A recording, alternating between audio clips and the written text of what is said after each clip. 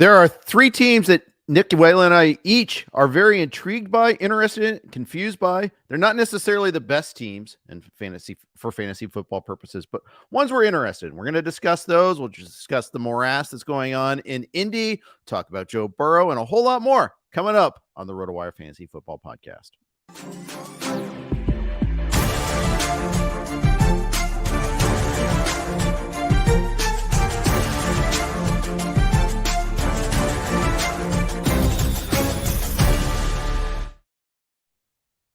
Greetings, everybody. Welcome to the RotoWire Fantasy Football Podcast. I'm Jeff Erickson. He's Nick Whalen. Thanks for spending some time with us today. We're always thrilled to be doing this. Super excited about today. Getting back into it's really starting to get into this routine, this rhythm now with the NFL training camps. I watched a lot of NFL Network training camp coverage this weekend, especially because like Saturday morning, there was no other like live sports on. It was perfect. I was just, and the NFL Network kind of went all out on their training camp coverage all over the place. So I watched a lot of that. Unfortunately, Nick, we got like some annoying negative news to deal with right off the top. Let's start off in Indy. Jonathan Taylor, this situation seems to be getting worse. It does. I kind of gave myself a crash course on this last night, this morning, really kind of catching up on all angles here. And, things have rapidly deteriorated between Jonathan Taylor and the Colts. And, one piece I was reading this morning, I think it was a CBS article, basically implied that, the writer was saying, I think Jonathan Taylor has played his last down for the Indianapolis Colts. It's like, that would have seemed crazy for someone to say like 3 days ago. And now here we are. And that this situation is kind of in some ways tied into the greater, picture of running back struggling to get paid. Obviously Jim Irsay probably didn't need to come out and say, look, we're not paying you. We're not even talking about it. I think that, likely rubbed Taylor and his camp the wrong way and is part of this. But, now this is turning into a, he said this, his camp said this, he reported a back injury. No, I didn't, said Jonathan Taylor. So right when we, kind of got out of the woods with Saquon Barkley and we could say, all right, we now know where we could safely draft Saquon in fantasy drafts. Here we go with a kind of related situation with Jonathan Taylor. Related, but a year, it's like a year behind. Right. It's not supposed to happen this year. No. It really isn't. Taylor, and it's funny. So the whole chronology, Taylor missed minicamp and OTAs. He worked out on his own, and apparently that was a bigger issue than let on. That the Colts were very upset about that. Jim Irsay, early July, pronounced Taylor fully recovered from the ankle. Taylor reports late to training camp. He goes on the PUP list right away. He gets angry about the Barkley and Jacob situations. Jim Irsay pipes up and says, be quiet. Don't talk about this. It's like basically smacking him down publicly, of course, too. You can't just reach out to him or anything like that. No. Then there's this Reich report. Oh, they're meeting. Okay. They're going to air out their differences. It'll be fine. And then oh, they met today. It seemed like there was this like positive spin to it. And then 2 hours later, Taylor demands a trade. 2 hours after that, Irsay says, we're not trading him ever. It just devolved since then. I mean, it can't be any worse right now for a non-injury situation. Not really. And, there is some injury tied into this too, as you alluded to, right? I mean, he's technically on the preseason PUP list. And look, a bunch of big name guys around the league are on preseason PUP. So that's not really the big deal here. But, I think one of the points of consternation is going to be not really the ankle injury, which we thought was the real problem, but this alleged back injury that could end up, in theory, at least landing Jonathan Taylor on, kind of the non-football injury list, which would enable the Colts to, not only have a path to not paying him this season for as long as he's on that list, but if he were, let's say, which to me is still pretty unlikely, but this is something that the Colts have put out there. So we have to talk about it. If he were to land on that list, not play this season, it's not like, okay, now he's, going to due for a new contract next year. Like his 2023 contract year would basically roll over and become 2024. So that is something that would, in theory, benefit the Colts a lot more than it would Jonathan Taylor. But honestly, I don't know where we're going from here. Nobody, has any kind of real inside information on where this is headed. You could talk about potential landing spots if they were to agree to trade Jonathan Taylor. And to me, those are all kind of the same teams that have been sniffing around Dalvin Cook, Leonard Fournette, guys like that. Yeah. So let's put the rubber to the road here. If you're drafting tonight, how far does Jonathan Taylor have to drop before you're taking him? Oh man, I mean, you know the way I draft, Jeff. I'm not really interested in these type of situations, and there's enough I think fire here from both sides that I'm staying away for the most part. Obviously at some point you'll draft just about any player. Right now over the last 2 weeks, Jonathan Taylor is going about pick 15 in NFFC drafts. To me, if you're doing the JT or Nick Chubb debate, I mean, this is pretty easily Nick Chubb right now.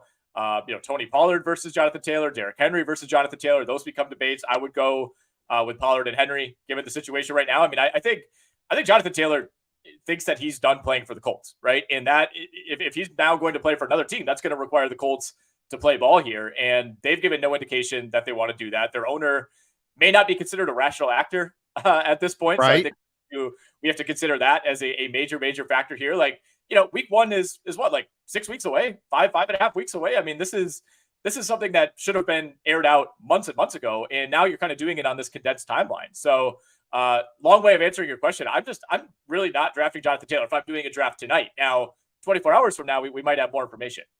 Yeah. And in the last 2 weeks, Taylor's range in 40 drafts in the NFFC is from between 8 and 26. I got to bet that 26 was just in the last couple of days. I think he goes lower than that if on draft starting tonight. I think he starts going into the like 4th, 5th round. You can't have a guy that's just not playing with those top 3 picks. I mean, you just can't. My Vegas team, by the way, has both Taylor and Joe Burrow. Thank you for that. Loving it. But like, I mean, I don't take Breece Hall over him. I don't think, but it'll be close. Aaron Jones, Joe Mixon. That's kind of the range we're looking at now.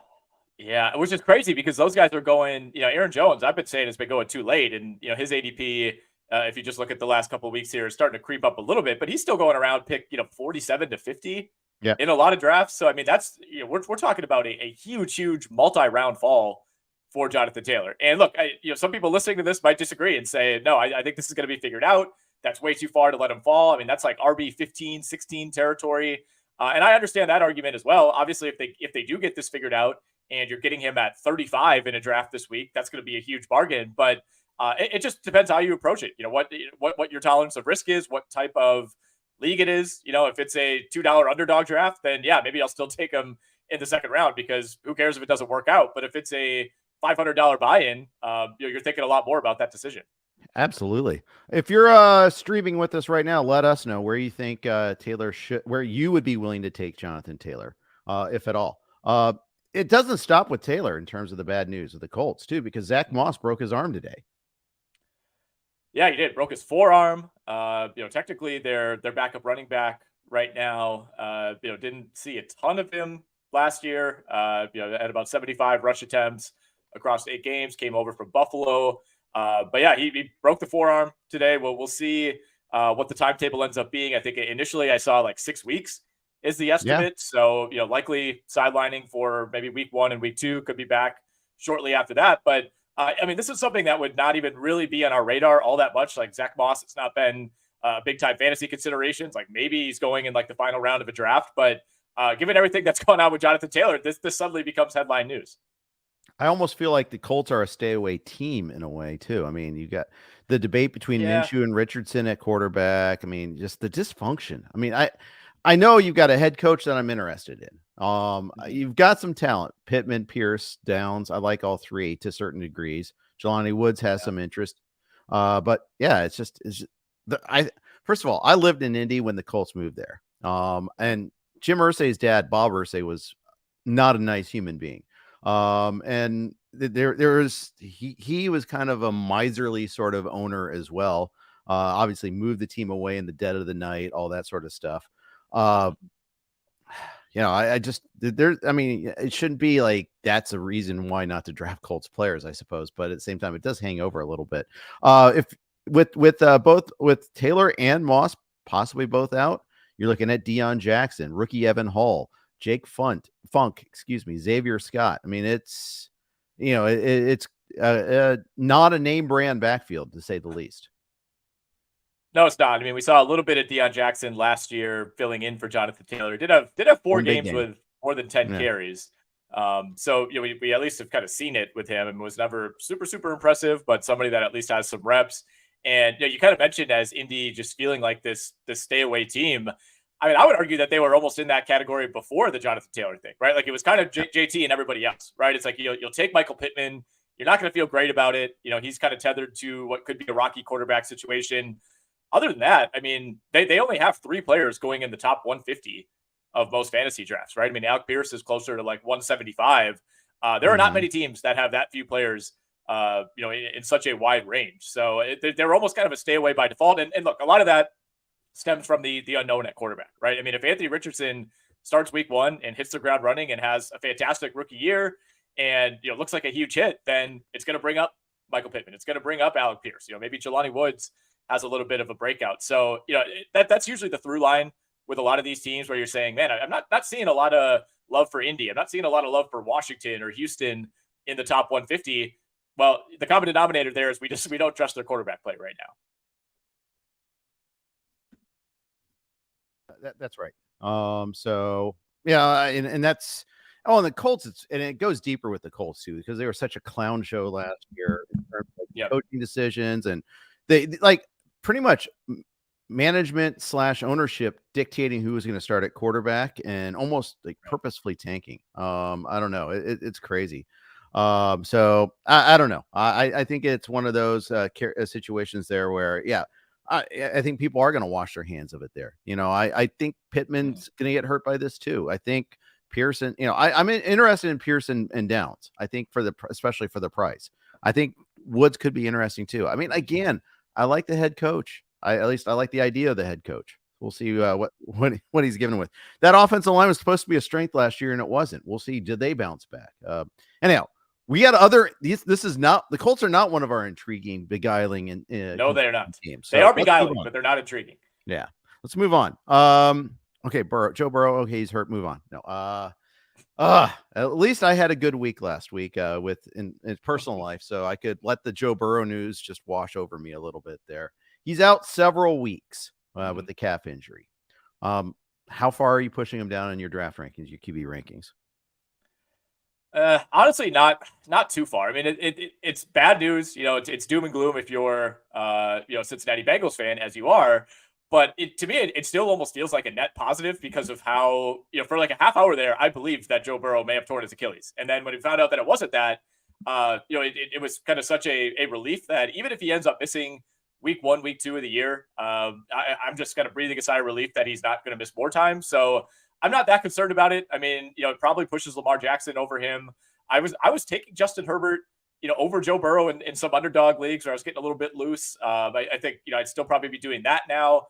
Does Joe Burrow versus Trevor Lawrence become more of a debate for you? Because unless we see some evidence, in the next few days or few weeks here that Joe Burrow is for sure missing multiple weeks, I think I'm still taking him over Trevor Lawrence.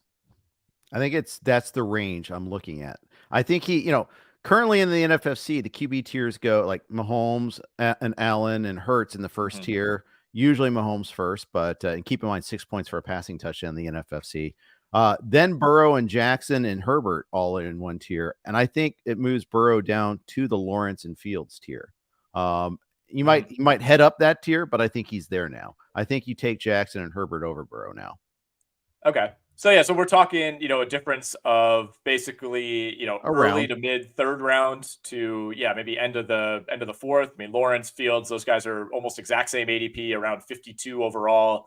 I think that's fine. I think given the risk profile, that's fine. And I think the other thing is like, I also really like those other top 5 guys. Like it's not right. Really hard for me to be like, oh, I guess I'll move Justin Herbert ahead of him. It's like, I think Justin Herbert could be the MVP if things break right. Like Lamar Jackson has been an MVP. He's been the best quarterback in fantasy. Yep. So, part of it is you're a little worried about Joe Burrow, but, we're also always kind of like looking for excuses to move some of these guys up. So when you get something like this, it's not hard to move someone like Lamar Jackson a few spots higher.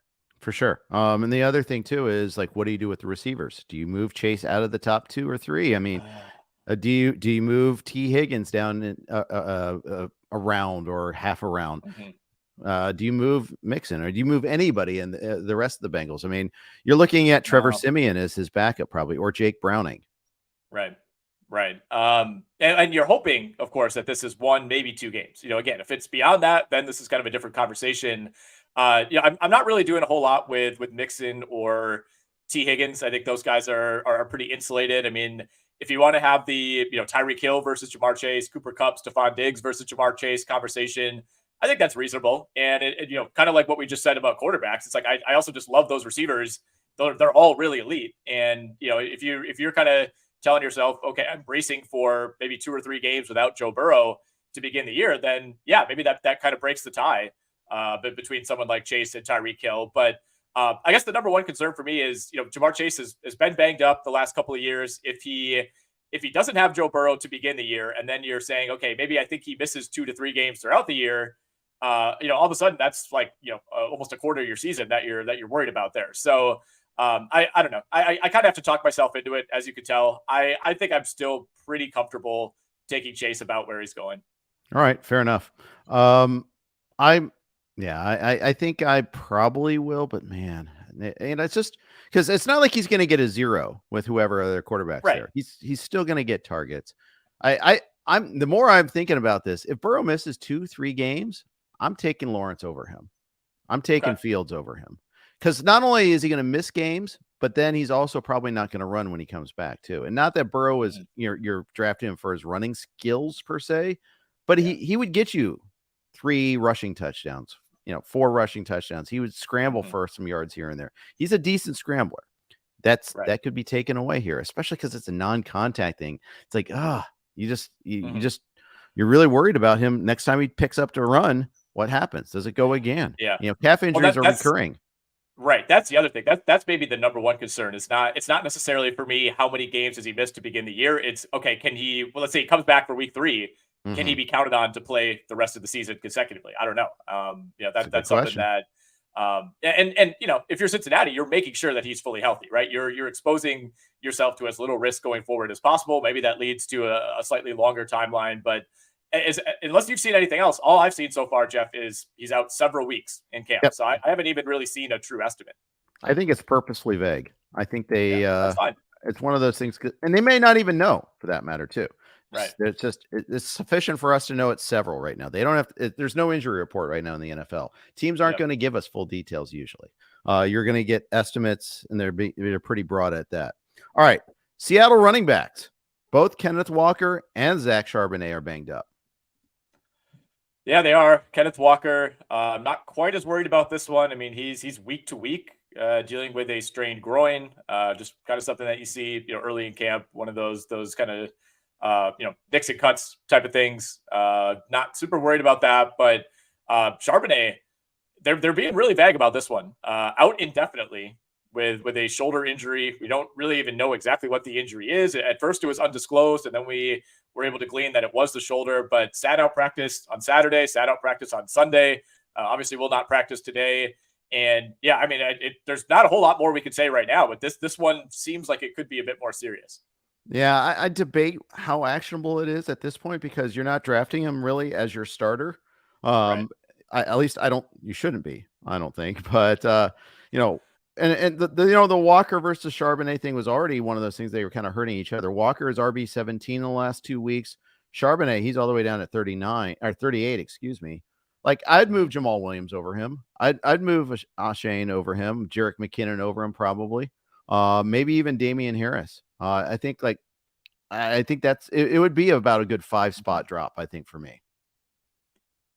Yeah, and I think that's fair. I mean, he was already somebody that you kind of saw a lot of people polarized on, right? You either thought he was going to be a contributor, you think he can cut into that workload, or you're a big Kenneth Walker guy and you're skeptical that both these guys can coexist. So yeah, I mean, it's far enough down the board that there were already question marks. I think it's a little bit easier to justify taking a healthier player, a player with a clearer role, a player that we've seen play in the NFL before, over Zach Charbonnet. So I'm with you on Jamal Williams. In certain formats, you could talk me into Jerick McKinnon, who was fantastic as a pass catcher. And I think they're still going to lean on him quite a bit this year with the lack of proven production in that Chiefs wide receiver core. And then, yeah, I mean, to me, like A-Chain, kind of a lottery ticket. He's going around like 115, 120. I think if he hits, he could hit pretty big. Kind of fits in perfectly with that offense. And then you mentioned Damian Harris, somebody I've been drafting quite a bit, almost as like I like James Cook, but I don't necessarily trust that Buffalo's just going to kind of turn this thing over to him. That's not really who they've been. So he's kind of one of my favorite running backs to grab late in drafts. I mean, he's going after RB40 right now. Yeah, and he's going to get some share. It may not be like a full share, but guys like that are really useful, I feel like, because their bye weeks are coming at some point, and then who knows, maybe something happens to Cook where then all of a sudden Harris becomes a full-on guy too. But at the very least, there's a floor there. There's a higher floor there, I should say. There's something that you can use during your bye weeks at the very least, and possibly start other times.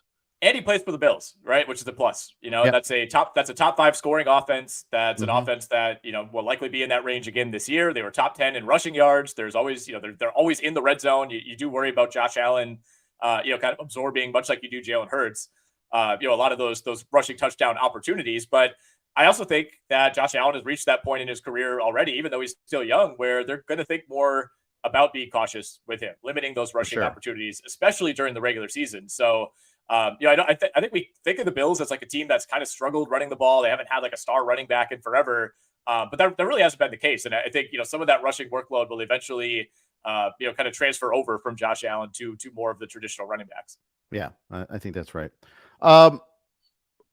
One other news item I wanted to bring up. Alvin Kamara today, there's a story out, Catherine Terrell, a writer for ESPN, covers the Saints, said that there's a story basically where he says he wants to tell his side of the story on his Vegas scuffle to Roger Goodell. The hammer hasn't come down from the NFL yet. Made me think, like, why hasn't he already? Why hasn't he had this conversation with Goodell? I mean, why are the wheels of justice moving so slowly here? The legal case has been resolved. I mean, it's settled. It's been done for a while, yet this is still like a sword of Damocles hanging over Kamara's head. Like, is there going to be a suspension or not? How long is it going to be? Why hasn't this been resolved yet? No idea. Wish I could give you an answer. Dennis Allen said, earlier this week or late last week that, the NFL has not communicated to Kamara. They have not communicated to him, ownership, anybody affiliated with the team as to whether a suspension will be coming. So I don't, we were in the same situation this time last year. And, the only thing that's really changed, I guess, is that Kamara, reached that plea agreement and is no longer facing a felony, which is a big deal. It's a big deal PR wise. It's a big deal legally. Now, it doesn't necessarily affect what the league does here because they kind of operate their own, court system, as far as like the personal conduct policy and whatnot. But I think I view that as good news for Kamara. And, it sounds like he kind of wants to just get everything out there, have this conversation before a decision is made. But I mean, the league's running out of time here, right? I don't know what the delay is. Yeah. I just, maybe it's just a matter of, just the NFL wanting to do it this way. I don't know. I mean, it's just, there are things I don't know about. Maybe it's something that tied into the collective bargaining agreement, but I don't know. The point is it's still there. I haven't rostered Kamara yet in any of my drafts, best ball or managed leagues. It's been a stay away for me. I understand there's probably a windfall possibility, but I also think there's issues with performance as well and usage as well as the suspension. Yeah, that to me is almost a bigger concern. I'm happy to grab Kamara in best balls. That's been the vast majority of my drafts so far. But yeah, you're right. The dramatic difference once Drew Brees left the Saints to what that offense has become. And look, I think it will be better this year with Derek Carr. I think he's kind of become underrated in some ways, and we forget how bad the quarterbacking was in New Orleans for a lot of last season. But I also don't know we're ever going to get back to that, late career Drew Brees dink and dunk system that played perfectly into Alvin Kamara's hands when he came into the league, right? I mean, he was immediately 80 catches as a rookie. He had exactly 81 catches 3 years in a row, and then had 83 his fourth year, and then dropped down to 47 and then 57 last year. So, as far as pass catching goes for running backs, still good. But I mean, he was at like all-time elite, catching the ball out of the backfield territory early on. And I just think that's a different era of Saints football that's not coming back. Yeah, I think you're right about that. And then there's the Taysom Hill issue, just hovering around, just vulturing points from everybody. Just making all of us cringe. You absolutely hate Taysom Hill. I love this. I really do. Anytime you have an opportunity to jab Taysom Hill, you take it. Well, it's just because he's an effective player. I don't hate him, the person. Yeah, he's like a nice guy. I'm sure he's a swell guy. He's just gets in the way of everything. That's all. Mm-hmm. And you can't, but not often enough that you can actually use them though either. Right. And that's the thing. He just is there to spoil, fantasy purpose wise. For the Saints, it's great. Saints fans probably love them, and good for them. We love being on the Blue Wire Network. Here are their ads. All right. After that, smooth transition there, we also have another ad real quick before we start getting to our intriguing teams. Quick note from our good friends at Circa, who we're about to see again pretty soon. Get ready for more millions guaranteed. The biggest pro football contests in Vegas are back and bigger than ever with 14 million in guaranteed prizes only at Circa Sports. Enter in Nevada, play from anywhere. 2 ways to win and no rake. Play Circa Million, make 5 picks against the spread each week with 100% payback to players. Grand finale winner takes home $1 million American. Last place takes home a $100,000 booby prize. With quarterly and full season payouts, $6 million total is guaranteed. You can also join Circa Survivor to select one team each week straight up with no repeat selections. If the team loses or ties, the entry is eliminated. Each team can only be picked once in a season. Go 20-0 or be the last person standing to win it all. $8 million guaranteed, $14 million total in guaranteed prizes. Visit circasports.com for details, and you just have to enter in Nevada. Then you can hire what's known as a proxy. I've done this before. And you can, they have this official service. They'll have them there at Circa, at their properties. You sign up with sign up a deal with them. They'll put in your picks. You have to pay a little premium for that. But, if you're like me based in California, you can go ahead and do that and still participate in this great contest. I will be doing the Survivor contest again this year. I will do better than last year. I hope. I will not be picking Trey Lance in the rain on the road. Let's just say it, leave it at that. All right, Nick. Sorry about that. I made that personal. Oh, hey, I did the same thing in my pick'em league as well. I assume you're referencing that. Was it the Bears game early on? Bears Niners week 1. Yep. Brutal. Brutal. Okay, let's move on. Our whole theme today is 6 teams, 3 for each of us, that are the most intriguing teams. They could be not necessarily the best teams. Intriguing, beguiling, frustrating, interesting. Make the case for each of them here. Let's start off with you. You mentioned the Ravens as one of those teams you want to talk about. Yeah, and you laid it out well. I mean, we don't love to do like super structured topics on this show, but I thought this was a good way to just kind of spotlight some teams. And I went through last night, and you're looking at the whole league. I always go to Football Reference and just kind of try to pick out certain teams. And I mean, you could make a case for just about everybody. There's a handful of teams, probably the ones that come to mind for most people who you're like, yeah, I just haven't thought a ton about them for fantasy, but I tried to do a mix of teams I'm excited about, such as Baltimore, and then a couple of the other teams that we'll get to that have some pretty serious questions. But the through line here is that they're all going to be very fantasy relevant. We're not talking about teams that have guys that were grabbing in the 200s, the 250s. These are big name guys and guys that are going to shape the fantasy season. So we begin with the Baltimore Ravens. I am very curious to see how different this offense looks, right? I think they finally came through personnel wise for Lamar Jackson. I think this is the best supporting cast, maybe on both sides of the ball, that he's had. I mean, the Roquan Smith trade was a huge hit. He's just such a perfect fit. I know our guy John McKechnie has said that this version of the Ravens defense, reminds him of some of those great Ravens defenses 10, 15 years ago. And I agree with him. And it kind of starts with that linebacker play. So, that's kind of non-fantasy, but I just think as a real life team, that this team is really, really well-rounded. But it starts with Lamar Jackson, right? And this will only be Lamar's 5th season, as a full-time starter. To me, it seems like he's been in the league much longer than that, maybe because we just talk about him so much. But Jeff, Baltimore is 45-16 with Lamar Jackson as its starting quarterback over the last 4.5 years. That is a 74% win percentage in the regular season when Lamar Jackson is healthy and starting. Again, I think he has the best wide receiver core that he's had around him. He still has a guy who I think could pretty easily make a case to be the number 2 tight end clearly in the entire NFL in Mark Andrews. Fantasy-wise, though, one of the first things I want to bring up, does the increase in talent of this receiving core impact the way that you think about Mark Andrews at all? Because for the last few years, it's felt like he's so clearly been their best pass-catching option, but there are other names now that we have to consider finally. Yeah, honestly, I I think there's more of an emphasis on passing, so I'm not that worried about Andrews. I think, he'll benefit from the rise in attempts. If anything, it's, there's been a lot of talk about Lamar running less, which, that actually would worry me more about Lamar than the receivers. Although I think he will gain in the passing yards some, but obviously, the rushing yards and rushing touchdowns have such a disproportionate impact on fantasy football. But no, I'm not really worried about Andrews. If anything, I'm actually encouraged because I think that you saw what Todd Monken did in Georgia with his tight ends. He had 2 awesome tight ends there, and they were among the leading pass catchers there. Easy for me to say. I'm actually kind of more optimistic about Andrews. I think I will have a couple of shares of him this year. Okay, I like it. Yeah, I mean, you have to pay up, but you're not paying up quite as much as you were last year. I think you make a good case, and he was also either out or banged up for what felt like at least half the season.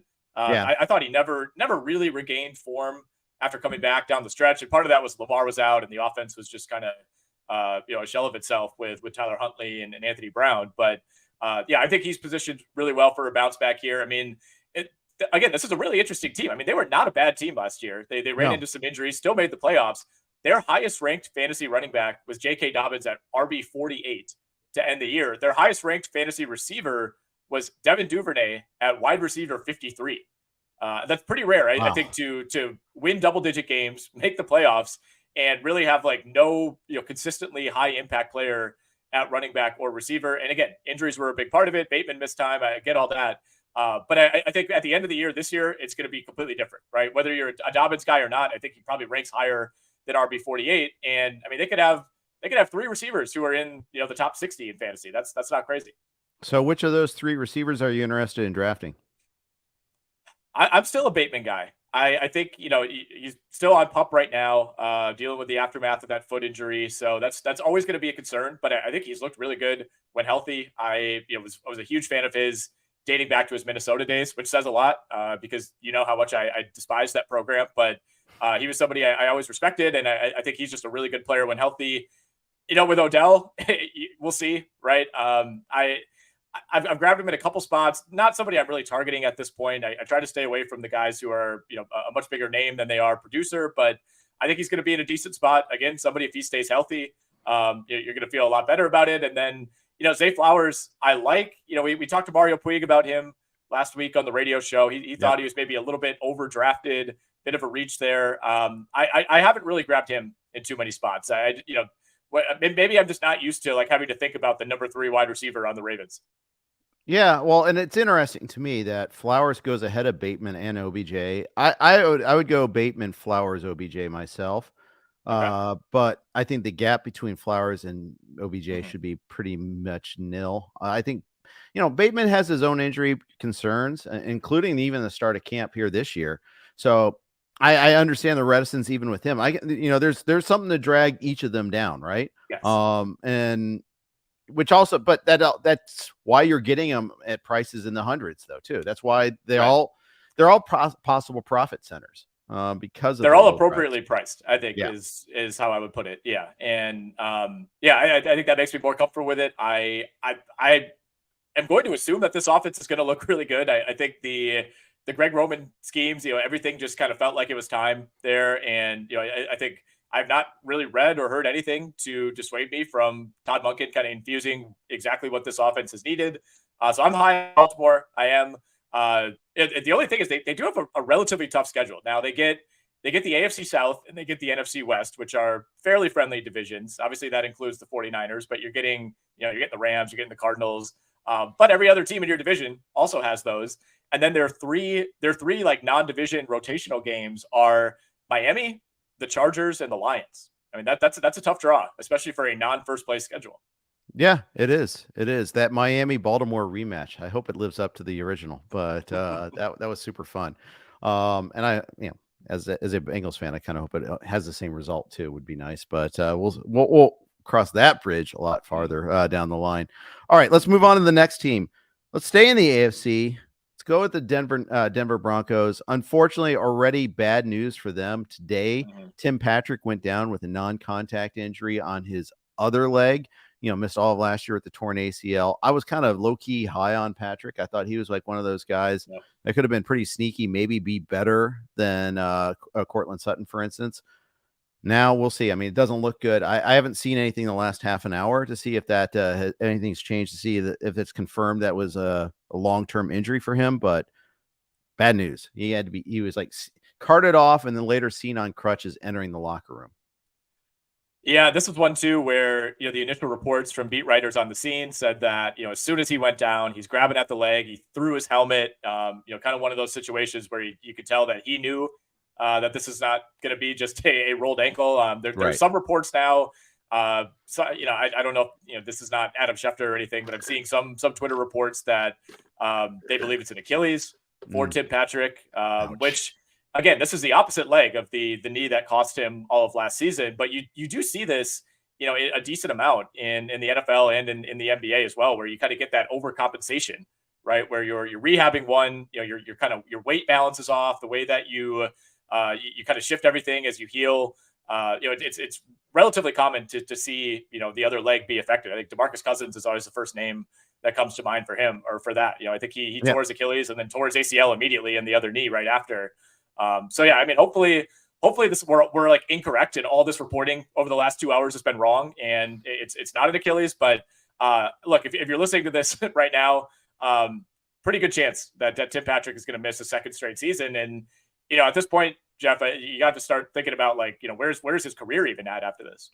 Right. You absolutely do. And this is a guy that hadn't really, he's flashed for us, but he's not like a stable producer to begin with here. So yeah. Now, kind of have to. He's definitely out of my top 150 after this for sure, and we'll see. Yep. Probably just not drafted at all. The Denver Broncos, lots of change, lots of uncertainty. You got Sean Payton, first of all, as the head coach. Stop talking about other coaches, Sean. Thank you. And then you've got other key players come off of injury. Javonte Williams coming off of an injury. CJ Hamler on the dreaded non-football injury list. That thing is such a dodge. CJ Hamler got hurt working out in the offseason, trying to get ready for the season. But the NFL has this designation. Just shows like how little power the players have. That the non-football injury designation exists and allows teams to not play players that are hurt. And they already have such a short career span. Really, it just grinds my gears a little bit there. Yeah, I mean, the players are able to negotiate to get some of their salary back, which is just such a weird dystopian thought that you have to, you're injured and you're basically begging for any sort of compensation. So this one is definitely pro team. KJ Hamler is dealing with a pectoral injury, something that he's been dealing with, since back in the spring before OTAs. So we'll see how long he remains on that list. But he's somebody I really liked a lot too. I mean, at the college level, really, really good player, really fun player at Penn State, a little bit undersized, but someone who always played a lot larger than his frame. And, he's only played in 10 games over the last 2 seasons. So, for the second straight year, they're kind of depending on KJ Hamlin. Hopefully this time around he can stay more healthy. And, I think we got to bring up our guy, Marvin Mims too, who's now in competition for that. Yeah. In competition for that number 3 receiver spot. Also dealing with a hamstring issue of his own too, which is yet another sure annoyance. Just look at the capital that the Broncos have spent on the wide receiver position. Jerry Jeudy, first round, 1.15 in his draft. Cortland Sutton was taken in the second round. Mims was taken in the second round. Hamler was taken in the second round. That's a lot of early wide receiver picks. They should have like this great wide receiver room, but between injury, bad quarterback play, and it's really been they've been really having a hard time getting out of the blocks. And then there's the Russell Wilson questions. Like, can Sean Payton fix him?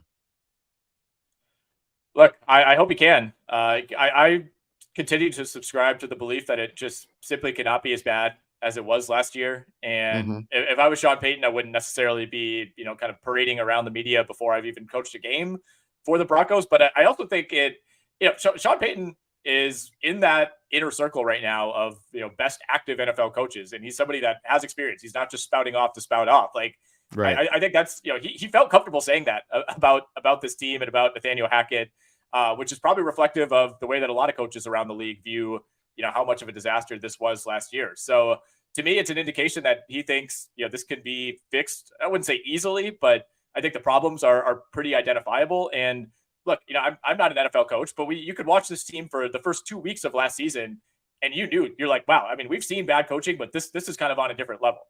Yeah, absolutely. Just like the 2-minute drills every week were really bad. Yeah, the everything about that sequence it went poorly. The offensive line had major injuries. That's something that we don't spend as much time talking about. Javonte Williams is coming back from major injury. They got Samaje Perine now as his backup. There's a whole lot of uncertainty with this team, but I feel like there's like this huge boom potential still with Peyton, with Wilson. There's a lot of reputations on the line here. Yet, if you look at like where these guys are getting drafted, the fantasy community doesn't feel that way. You look at Russell Wilson; he's QB 18 right now. He's not QB. You don't have to put him in the top 10. Like I could see, don't put him ahead of like Watson or Tua, but wow, like got behind Cousins, behind Daniel Jones, behind Geno Smith, it just behind Anthony Richardson, for crying out loud. That's pretty eye-opening to me. You look at the wide receivers. Jerry Jeudy's the top one. He's wide receiver 19. He's end of the 3rd round, beginning of the 4th. You look at, and you have to go scroll pretty far down for the next Denver wide receiver. Yeah. And now maybe, unfortunately, with Patrick getting hurt, there might be more definition that might raise someone like Courtland Sutton, who's currently wide receiver 46. There's a pronounced lack of belief in the Broncos right now. I think that speaks to just how bad it was last year, right? Yeah, where it's like, I agree. Yeah, you could get this thing turned around, and it's like, I don't know that there's still sky high upside here. It's like, could they win 10, maybe 11 games in a best case scenario and make the playoffs as a wild card? Like, yeah, I guess that's in the cards, but I think we saw enough cracks last year. And if you want to say it's all coaching, I get it. I think the coaching was that bad, but I was really high on this team last year. I thought they could win 12, 13 games. I thought they could go to the Super Bowl. I mean, they were so bad in, every phase of the game, especially offensively. I mean, defensively, they were a very, very good defense for much of the year. That slipped a little bit at the end, but I don't really fault them for that. If you think the defense is going to be just as good and you think Sean Payton can put together a slightly above league average offense, then yeah, you could squint and see it. But there's just not a ton of precedent, I guess, for a quarterback looking as lost as Russell Wilson was last year, and then snapping back into being like a top 5 to 10 guy.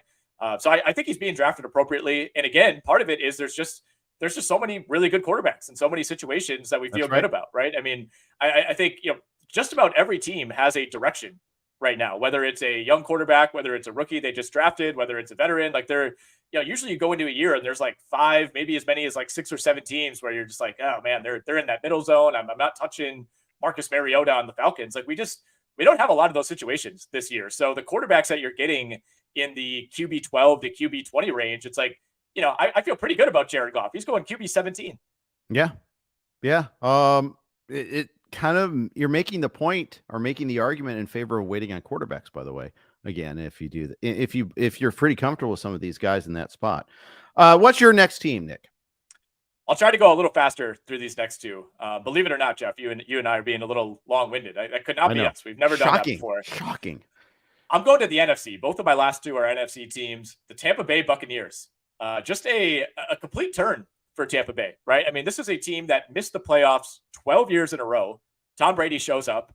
They're instantly, one of the premier franchises in the league. They're, everything changes overnight for them. Now Brady's gone, and it feels like everything is flipped again overnight, and expectations have plummeted. Baker Mayfield's your quarterback.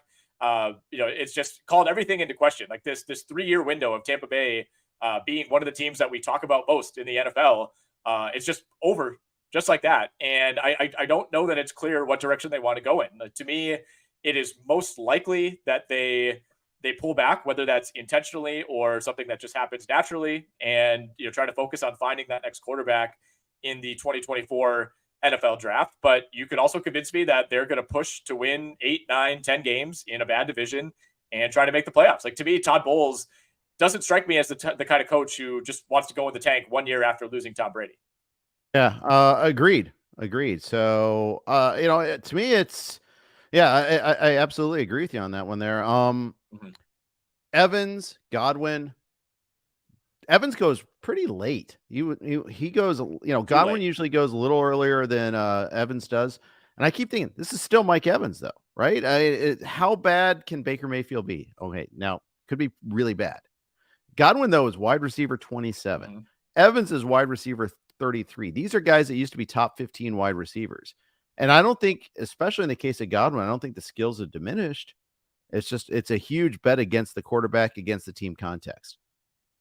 And I'm never going to tell anybody to not bet against Baker Mayfield. Like, I don't think this team is going to be good. I think Baker Mayfield is a bad quarterback. With that said, the Bucs were 25th in points scored last season, right? So it's not like they were third and they were second in Brady's first 2 years. Mm-hmm. So it's not like they're going from scoring 30 points a game and now we think they're going to struggle to get to 17 every week. I mean, this was already an offense that had kind of had the wheels come off last season. And despite that, Mike Evans still finished as wide receiver 16, Godwin wide receiver 26. I'm with you on Mike Evans. To me, at cost, he's the guy that I'm still much more comfortable targeting. I mean, wide receiver 33 for a guy who has a really good chance to be one of only, I think it would be like 11 players who've had 100 career touchdown receptions. Like, I think we're jumping off of Mike Evans a little bit too early. And the thing that steers me to him more so than Godwin is the one thing you could say about the Bucs offense last year, it was the worst rushing team in the NFL. They were last in attempts, last in yards, last in touchdowns, last in yards per attempt. Like, it was horrible, but they were an extremely high volume passing offense. They were quite literally the team that attempted the most passes on the year. I don't think that's going to be the case again. You're not going to run that kind of offense with Baker Mayfield. You can get away with that with Tom Brady. You're not doing it with Baker Mayfield. If we say that, okay, maybe just for argument's sake, they throw the ball 80% as much as they did last year, that worries me more for Chris Godwin, who's the target hog. He's the guy that was still giving you 8 catches for 71 yards last year. And in PPR leagues was still really good. If this is going to be a boom or bust offense, an offense that relies more on big plays instead of dinking and dunking every single play, I think Mike Evans is the guy that has the higher ceiling there. I agree with that. Offensive line was really just a mess last year, both because of departures and via free agency, surprise retirement, and then a massive injury in training camp. And it's not a good offensive line this year, but can it be a little better than last year? I think it's possible, and that will determine whether they can go deep. Yeah, well, it'll determine if they can actually run the ball. I mean, again, this was a horrific running team last year. And it got to the point where in most games, they just abandoned it after the first couple series. Like, they just couldn't run the ball. Yeah. But they do have a new OC, no more Byron Leftwich. Dave Canales comes in from Seattle, a team that's obviously run the ball really effectively for the most part over the last decade. So I think there's some reason for optimism there. The last thing I'll say about Tampa Bay, we never talk about their tight end position. It's like not even a consideration. Cade Otton is going as tight end 35 right now. We'll see if it was like Payne Durham or something, some rookie out of Purdue. There's been some rumblings that maybe he can earn some snaps as well. But not a whole lot to say here fantasy wise. But it's just interesting that this is one of those teams that we almost don't even think about for that position. Yeah, to that point, most teams, like, there's about 6 or 7 players that get drafted in every draft.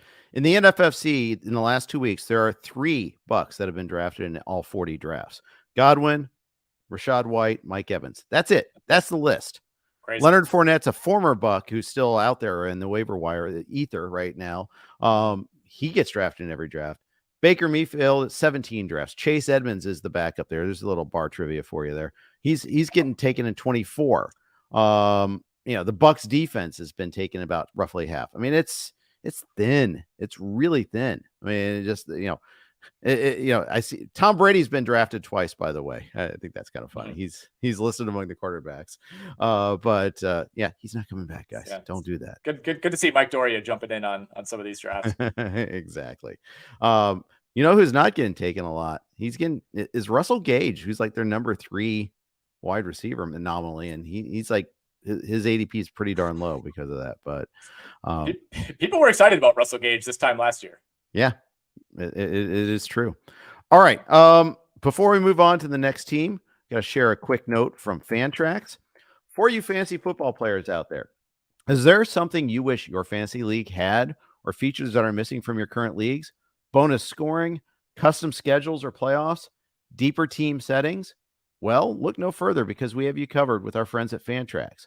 Fantrax is the most customizable fantasy platform in the industry, offering the greatest fantasy experience for your dynasty, keeper, redraft, and best ball leagues. Create or join a fantasy football commissioner league, invite your friends, and dominate your draft this season.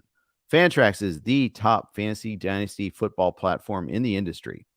Are you coming from another service? Not a problem. Fantrax can easily import any of your current leagues and rosters and customize if needed. If you ever have a trade go wrong or make a mistake in dropping a player, Fantrax Commissioner tools allow you to undo any move with one simple click. If there is anything lacking in your current fantasy league manager, Fantrax likely has it. Fantrax is running a special promotion you don't want to miss. Sign up for free at fantrax.com/rotowire to enter for your chance to win tickets to any regular season NFL game for you and your entire league, plus $6,000 in spending cash. That's right, tickets for your entire league. Simply create a new league or bring over your existing leagues for more chances to win. Simply go to fantrax.com/rotowire and sign up today. Fantrax, the home of fantasy sports. Jeff Erickson and Nick Whalen here. Before we jump into the next team, quick note. We are running a free trial.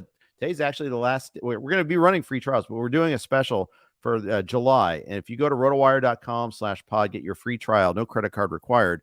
We're also going to donate $1 to fantasycares.org. Great charity that buys like Christmas toys for underprivileged children, among the many other things it does. Scott Fish from Scott Fishbowl has that's his big charity. Likes to support that. So, hey, do well and do good at the same time.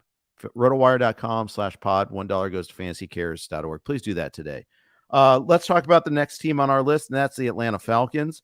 They could be a bit of a boomer bust team, Nick. You've got a big three. You've got Bijan Robinson now drafted in the first round.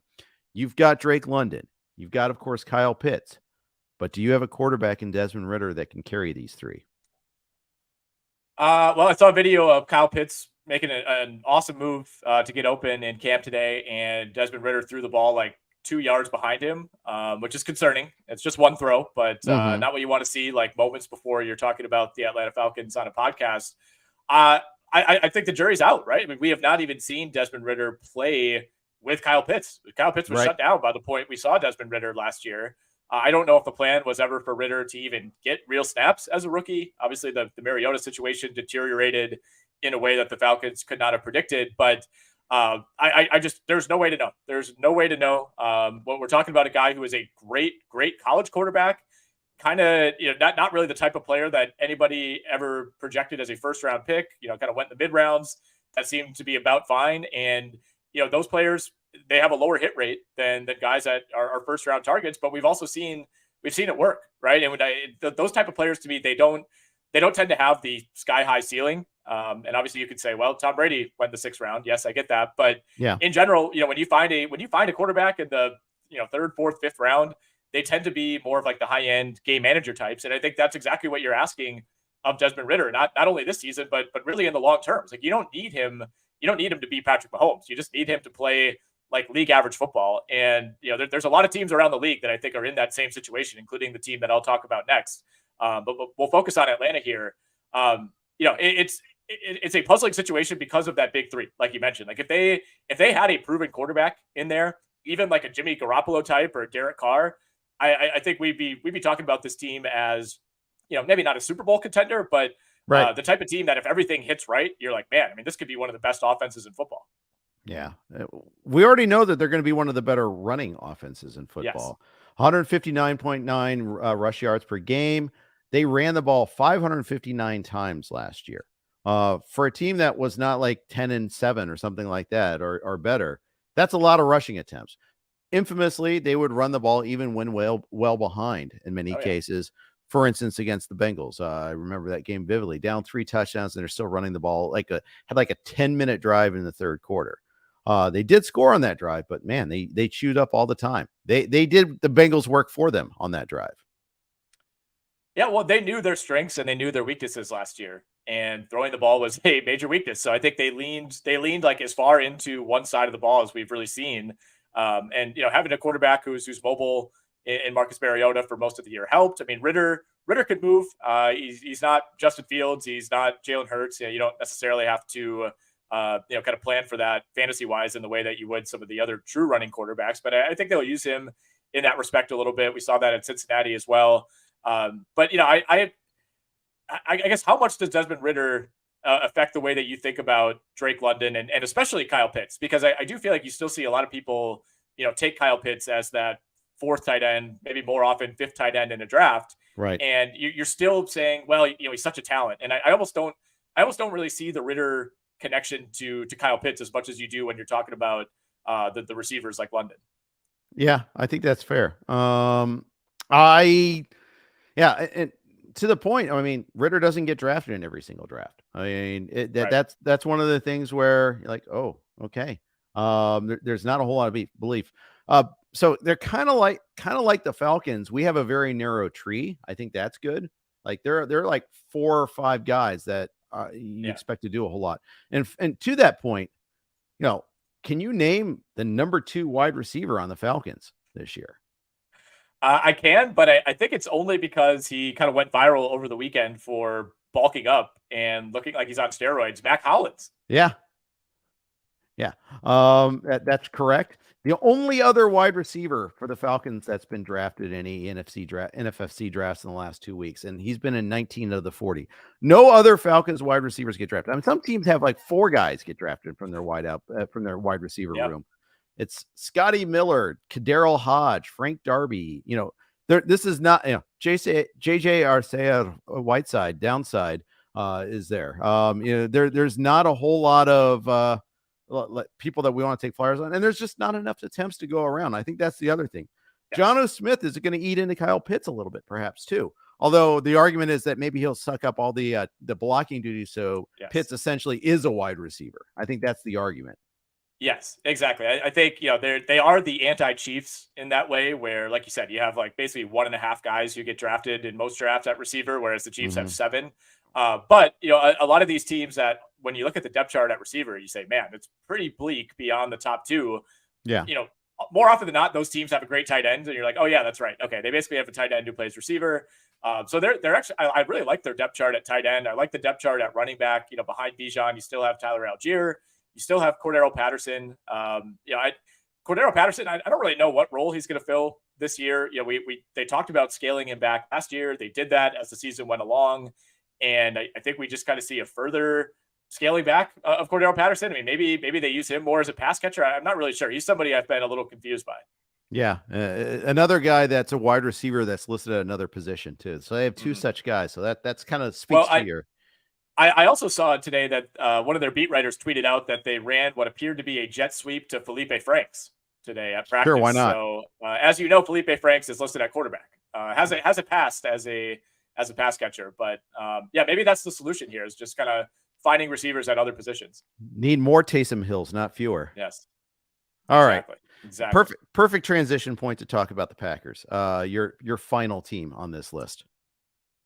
Yeah, and the first thing I have written down here is, can Jordan Love just play slightly above average football? Because I think there is a case to be made that look, is this team going to be better without Aaron Rodgers? No, I don't want to entertain that argument, but I think there's a case to be made that they could be very similar as far as end result to last year, which was still, it was a disappointing season, but they had a chance to make the playoffs the final week of the year and lost to Detroit. Having a more controlled offense, a quarterback who can be coached more easily, I think kind of, had the puppet strings pulled a little bit more easily by a good coach in Matt LaFleur. I don't know if that's necessarily a bad thing, right? I think it's awesome to have a superstar Hall of Fame quarterback, but it also requires you to tolerate a lot of freelancing, especially when that player is Aaron Rodgers. And I don't think that's going to happen with Jordan Love, right? I think especially in his first year as a starter, it's like he's going to do everything to prove that he's the guy. So I think if you're Matt LaFleur, you're this offensive coaching staff, like you now have full control of the offense that you want to run. And I think Aaron Rodgers, for the most part, did an okay job of meeting Matt LaFleur in the middle. He won 2 MVPs. You can't say it went poorly. But I think there are probably a lot of things that the Packers wish that Aaron Rodgers would have done differently. And, now you have a quarterback who, hopefully he can make those same throws. But if nothing else, he's going to run the offense the way you want it to be run. Yeah, without a doubt. One more, can they get 1 or 2 more great years out of Aaron Jones, or is the torch going to be passed at all to AJ Dillon? I'm not really an AJ Dillon guy. We'll see. No. I think this is kind of his final year to prove that he's anything close to the type of runner that we thought he was. A lot of the advanced metrics indicate that he's just a terrible short yardage back, which doesn't really make sense based on the way he's perceived and the way he looks. So it's a prove it year for him. I'm very much in on Aaron Jones. I continue to grab him in a ton of drafts. I don't really understand why everybody's so down on him. Part of it is there are just a lot of talented running backs. And when you start listing them off, it's like, it's hard to make a case for why he should go ahead of Ramondre Stevenson, Travis Etienne, Breece Hall, et cetera. I get that. But I don't really view him as somebody who is overly Aaron Rodgers dependent. And I think if this team, is able to kind of play a more controlled style, maybe they're a little more conservative, that leads to more of Aaron Jones. I think he's the one kind of reliable force on this offense, because you have an unproven quarterback. You still have some very unproven receivers. You're basically going to be starting 2 rookie tight ends. To me, he's the constant that they're going to depend on. Yeah, I think so too. He was so efficient too last year, 5.3 yards per carry. He had a great year. Yeah, had a really good year. The only thing is he just didn't get goal line carries last year. It was really bizarre considering how badly AJ Dillon did with those goal line carries. It was like a 10 well, to that 2. And I mean, how many times too is it? It's 2nd and goal from the 1, and it's like, all right, now we got to throw that fade to Randall Cobb. I think those are some of the plays now that it's like that's not happening anymore, and that's a good thing for Aaron Jones. Yeah, that's true. Or Dillon comes in, we got the jumbo package. Guess what we're gonna do? I mean, yeah, there was a certain amount of predictability towards that there. This is kind of another team with a little bit of a narrow tree. I mean, you got the 2 backs. And then you've got Watson and Dubs. I mean, after that, Jaden Reed does get drafted in every draft, almost every draft. The rookie out of Michigan State, but I don't know how much work he's going to get right away, and whether he is in there ahead of Samori Torrey to start the year, I don't know. But this is another team where you're not seeing like 15 guys get drafted. There's a pretty tight core, which I like that. I like that predictability of usage.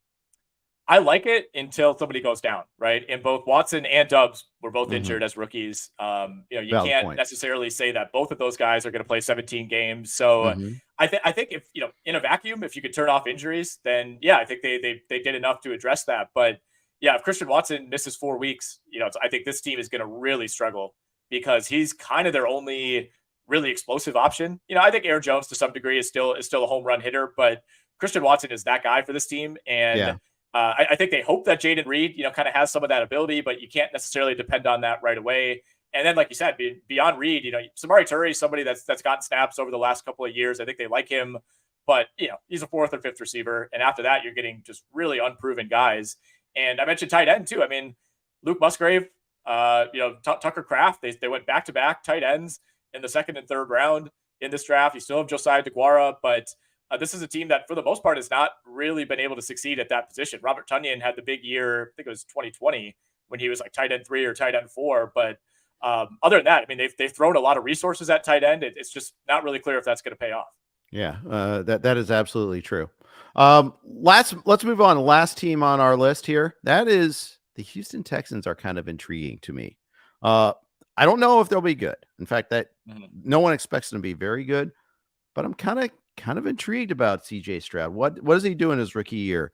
Nico Collins is interesting to me. I think there's like a core of young guys that could be fun. Tank Dell, John Mechie. Mechie is a kind of a black box right now. We don't know what he's going to be after missing a full year like this. But a lot of people loved him at Bama before all the health concerns with him. But they added Dalton Schultz too, for that matter. I don't think this is a dumpster fire offense this year, is my point. No, I don't think so. And I mean, even compared to what we thought it would be last year, I wouldn't say it was a total dumpster fire, right? I mean, there were a couple games where Davis Mills just like kind of blew up, and you're like, okay, the Texans look like the Texans. But I thought Dameon Pierce was a lot more effective than anybody expected. And, given the lack of weapons, I thought this team actually moved the ball reasonably well. Like, they were a really competitive teim. I mean, it felt like they were covering every week for a while there. They never really got blown out all that badly. I mean, Amari Rodgers was like their number 2 receiver at times last year. He was just released over the weekend. So yeah, I'm with you. I mean, they still have a major talent deficit at some key positions. Like, they're still, multiple years away, I think, from really competing. But, in theory, you have your quarterback. I think Nico Collins as kind of a we'll see what he becomes type of guy. Has looked like a hit so far. You mentioned John Mechie. Hopefully he can kind of come all the way back. I'm surprised that their win total is as high as it is. It's at 6.5. Indy's also at 6.5. Tennessee's at 7.5. So I think maybe part of that is they think that those three teams maybe split or beat up on each other in the division. But right. It feels like nobody's talking about Houston. Everybody's saying they're still a ways away. Like 6.5 is higher than I would have expected. I think it's you pinpointed the reason though. It's the division. I mean, I think the division and youth tends to get better quicker than people realize. I think in most sports, I think that's true. Mm-hmm. I think it's true in the NFL. I think it's true in Major League Baseball. I think it's true in a lot of arenas. There. Don't get me wrong. Experience has a certain value, but athleticism also really carries the day too, especially in second halves of seasons. Yes, and we should note. I mean, they still have a ways to go. I think defensively, that's where they were really behind last year. But you add Will Anderson, that's a blue chipper. Derek Stingley coming back healthy. Jalen Petrie had his moments last year, and I think the other thing too, and we'll see, how much is actually in their control when it comes to this. But Houston does not control its first round pick next year by virtue of moving up in the draft to get Stroud and Will Anderson, right? I mean, that pick goes to Arizona. So, there's no motivation here to tank for the second year in a row. Correct. And they finally have their head coach. And, even though they weren't called interim head coaches, the last two coaches were hired to be fired, basically. And now D'Amico Ryans is someone they was everybody's target. He was someone that everybody at least wanted to interview. And now, he's a prized head coach. Now he's got his job. You would think the defense at least is going to be a lot better because of that too. And there's going to maybe finally be some stability in Houston, which is, I think, one of the big, things you need. I mean, you need to keep head coaches around and coordinators around. You need to have a front office vision. And I think that they're kind of following that now. Yeah. I mean, they were put in a really unique situation, right? Where you think that you have your quarterback of the future. You think you're set for the next decade, and then everything comes crashing down for Deshaun Watson. So it's not an easy pivot. I wouldn't even say it's their fault. It's like when that happens and you just kind of have to like give away your quarterback. And I know they got some decent draft capital back. But you kind of have to start over from scratch, and it got a little ugly there. The coaching situation the last few years was not advisable the way they handled that. But you're right; it does feel like they feel like, okay, now we can kind of reset. We have our team. We don't need to be wandering around in the abyss anymore. We can now start taking real steps forward as a team. Exactly right. Dameon Pierce, strong start to the season, kind of fizzled at the end. He's kind of a tricky guy to value this year. ADP for him is like 67. That's like that's like middle of the 6th round in the NFFC. In the last 2 weeks, that's where he's been. If you want to put that just like ranking by position, that puts him, where does that put him at? Running back. I'm seeing 25. Yeah, 24, 25, like right there with Dalvin Cook, who still hasn't signed with the Jets. Any second now he's supposed to, but he hasn't yet. Rashad White's there, Alexander Madison, DeAndre Swift behind him, James Conner behind him. Where do you have Pierce in that grouping? I think where he's going is appropriate. I think Dameon Pierce and Rashad White to me are like the same guy this year. I have very similar concerns about team context and things like that.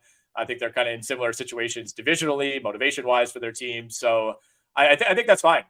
Madison, White, Pierce, that feels like a tier to me. We'll see on Dalvin Cook, where he lands before we start talking about that. But, I think Dameon Pierce, comparing him to, like, if you're saying who would you take in order, Pierce, Rashad White, James Conner? Oh, man. I think I would go Conner, White, Pierce. I don't know. I mean, we're talking about the 24th through 26th best running back. So do you have a strong lean there?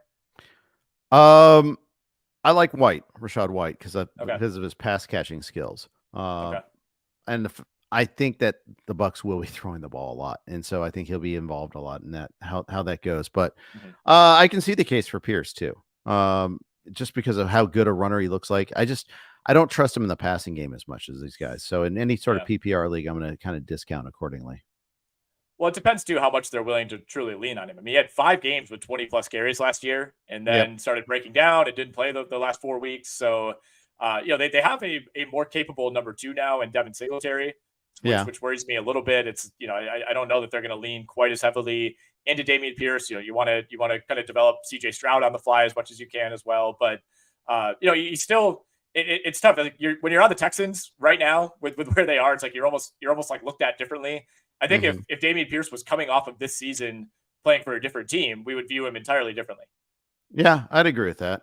Also, if he didn't miss the last 4 games of the season with injury too. I mean, that's the other thing. It makes you wonder there. But I mean, on the bright side, the Texans are protecting him. They extended Tunsil. They Shaq Mason. They added Titus Howard. They were investing in that offensive line. You like seeing a team that does that with a rookie quarterback coming in. Yeah, exactly. I mean, I'll say it again. I mean, they still have a lot of work to do, I think, to get to where they want to talent-wise overall. But a lot of the big pieces are in place now. For sure. You have your kind of premier pass rusher in Will Anderson. You have your premier cover guy in Derek Stingley. They added Shaq Griffin to that secondary as well. But as always, with a rookie quarterback, you need to see him play or kind of show signs at least early on that he is on that elite level trajectory. Because when you see 4 or 5 quarterbacks go in the top 40 picks, I don't think ever in history has it happened where all those guys end up hitting. Yeah, absolutely true. So that'll be an absolute key for this team. Any other Texans notes or anybody else that of our 6 teams that you wanted to discuss that we missed? No, not really. Not really. The only thing I will say, going back to Tampa Bay, which is like an hour ago in podcast time, they have the 3rd worst odds to make the playoffs in the entire league, ahead of only Arizona and Houston, which is interesting to me with how close that division could be. Yeah. Yeah. Well, the thing is that's right. The pathway is the division, which is interesting. And the Atlanta is a much higher win total than people realize too. I think that's the other thing that people can take away from is like, I think their win total is like at 8.5 or something of that nature there. So people are kind of bullish on the Falcons. So we'll see how that translates. But anyhow, for a team that I don't think has a good defense, I think that was kind of eye-opening a little bit there too. Yeah, I agree. I mean, Tampa Bay's 8-1 to win the division. So if any part of you is saying that you think Tampa might be good, or you're for whatever reason a Baker Mayfield fan, just bet them to win the division at 8-1 instead of make the playoffs at 4-1. Like they're probably not getting a wild card. Yeah, I think that's a great take. All right, that's going to wrap up today's pod. I want to thank Circa and Fantrax. Thanks to the Blue Wire Network. And, of course, thanks to you for listening. Of those who are in the chat, appreciate you there as well. We got Jake and Joe coming up again tomorrow. Thanks for listening to the RotoWire Fantasy Football Podcast.